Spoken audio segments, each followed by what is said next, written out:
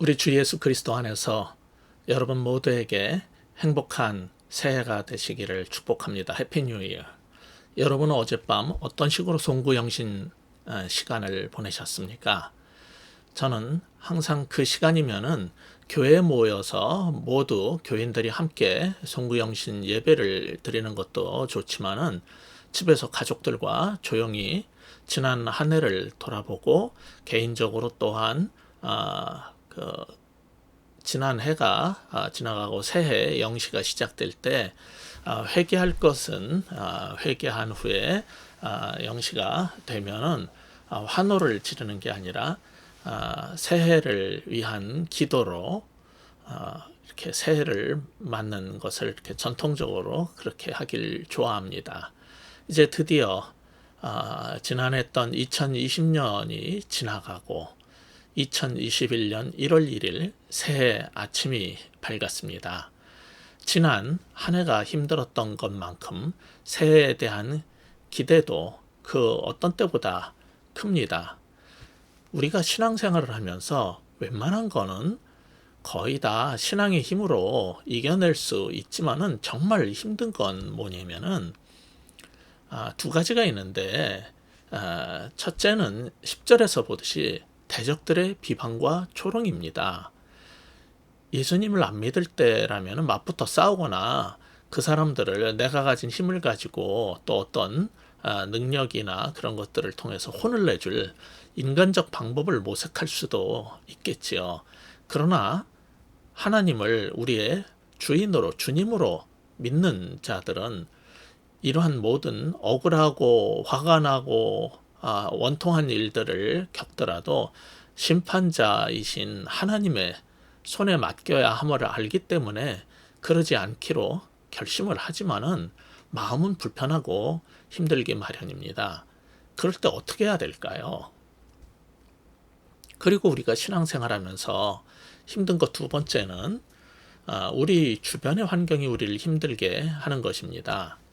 여러분 대부분은 해당되지 않겠지만은 작년 한 해를 되돌아보면은 엄청나게 많은 미국이나 호주 사람들은 산불로 인해서 자다가 일어나가지고 맨발로 도피한 후에 집이 통째로 다 타버린 것을 보고 망연자실하는 경우들이 많았습니다.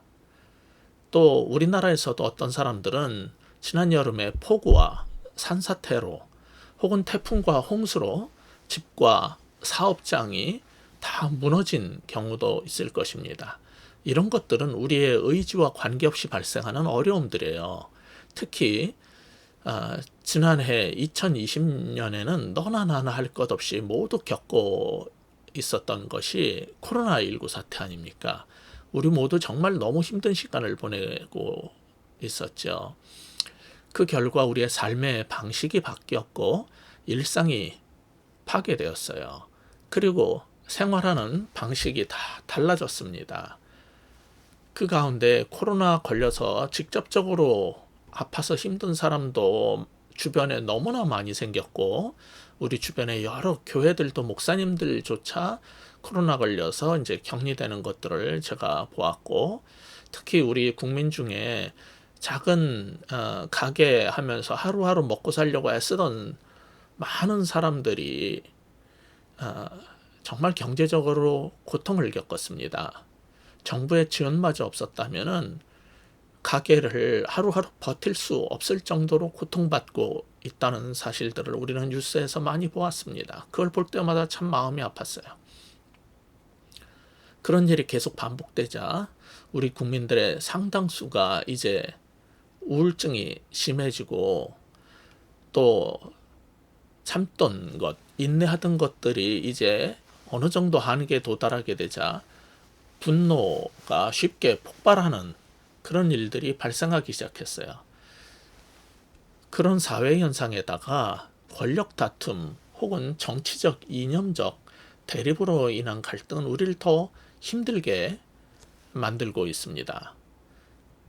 그것은 아마도 사회적 정의와 공정에 대한 기대가 그 어느 때보다도 커진 시기라서 그 반대로 실망과 좌절도 더 커졌던 것 같아요. 이제 문제는 그 가운데 고통받는 사람들, 피해받는 사람들 가운데 우리 예수님 믿는 사람들도 예외 없이 똑같이 어려움을 겪는다는 겁니다. 하나님을 믿는 사람과 믿지 않는 사람 모두 다 절망할 수밖에 없는 상황이었어요. 하나님께서 해와 비를 믿는 자나 믿지 않는 자나 고루 주시듯 세상 풍파도 동일하게 겪게 되는 것이 이 땅에서의 삶이기 때문입니다. 그런 이 땅에서의 삶을 살아내면서 금년 2021년 새해에는 우리는 어디에 소망을 두어야 할까요? 이런 위기에서 우리를 구해줄 거라고 사람들이 기대하는 그 어떤 정치인도 권력가도 재계 거물 그 누구도 우리에게 참 소망을 주지 못한다는 사실을 아시기 바랍니다. 그들은 결국 자신의 성공과 명예와 힘을 위해서 다른 사람들을 필요로 한 것이지 우리를 위해서 사는 게 아니기 때문입니다. 이런 사실을 깨닫게 되면 두 가지 반응 중 하나를 보이게 됩니다. 하나는 절망하며 비관적이고 염세적으로 사는 것입니다. 이상한 것은 겉보기에는 그들이 지도자로서 대중 앞에서 항상 하는 말은 엄청 낙관적이고 긍정적인 척 하지만은 실제로 세상을 사는 방식은 염세적이에요. 그들은 세상은 다 그런 것이야 라고 생각하면서 자신의 욕망을 이루기 위해서 살 뿐입니다. 반대로 또 한 그룹의 사람들이 있는데 그들은 세상 사람들이 볼 때는 좀 비관적으로 보일 정도로 현실을 분명히 직시하고 있습니다. 그러나 그들은 보이지 않지만은 창조주여 만유의 주이신 하나님께 소망을 두고 강한 믿음으로 삽니다. 오늘 본문 5절을 보세요. 시편 기자는 뭐라고 말합니까?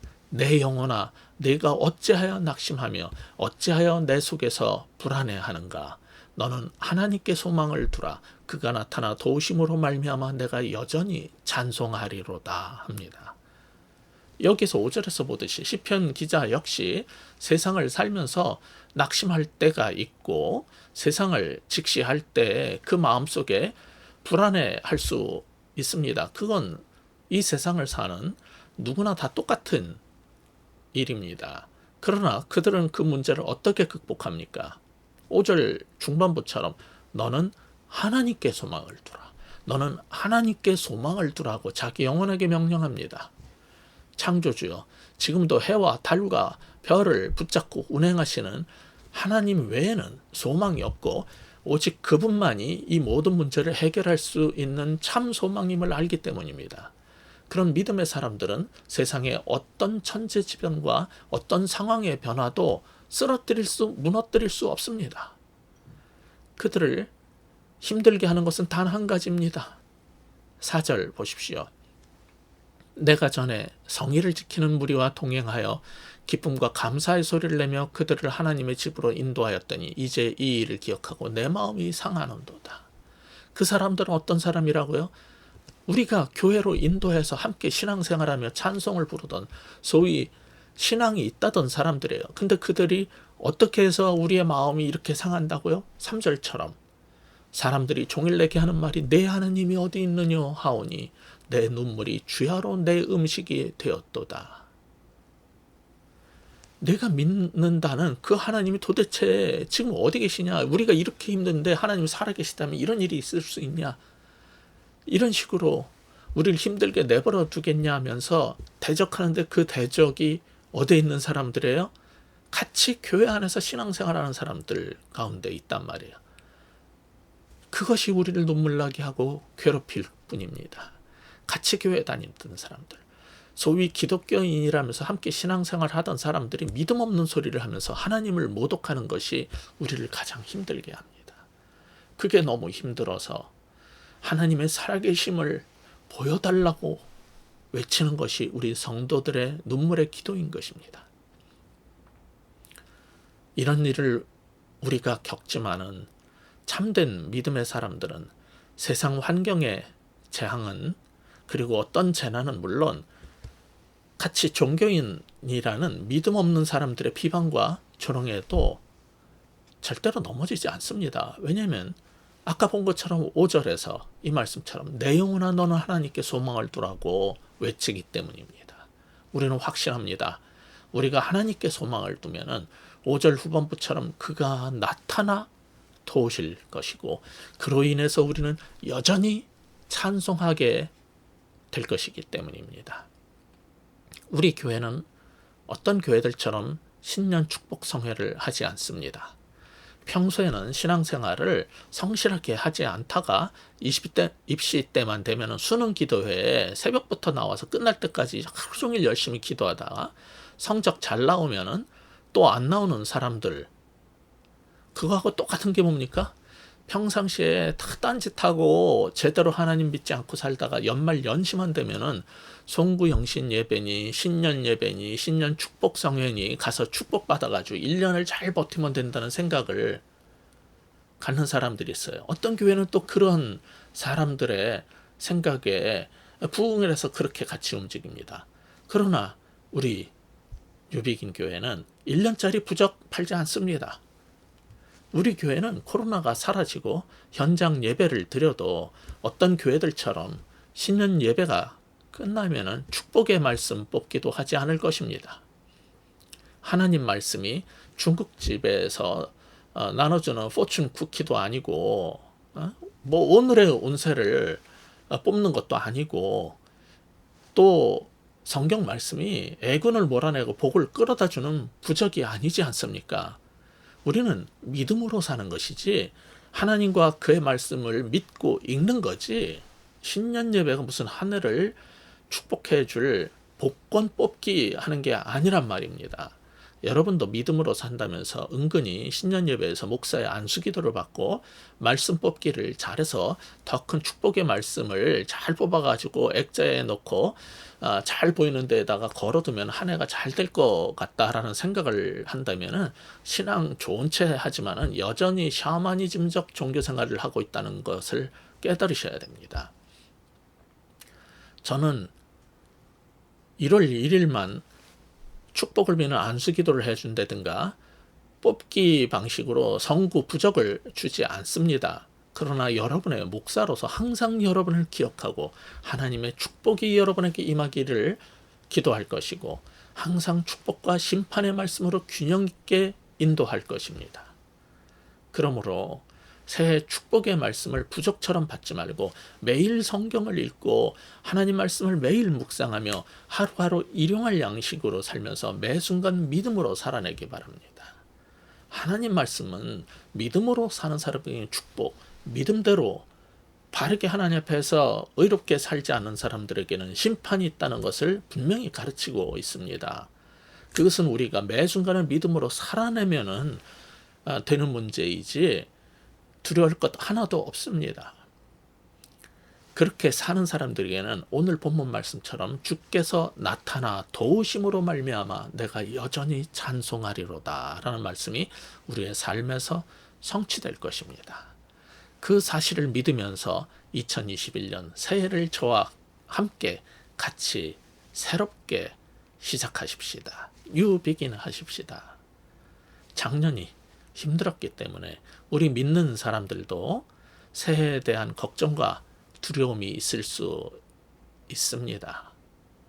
여전히 기독교인이라는 사람들이 우리 주변에서 네가 왜 그렇게 믿는다는 하나님이 어딨냐면서 조롱할 수도 있습니다. 그럴 때마다 저와 함께 외치십시다.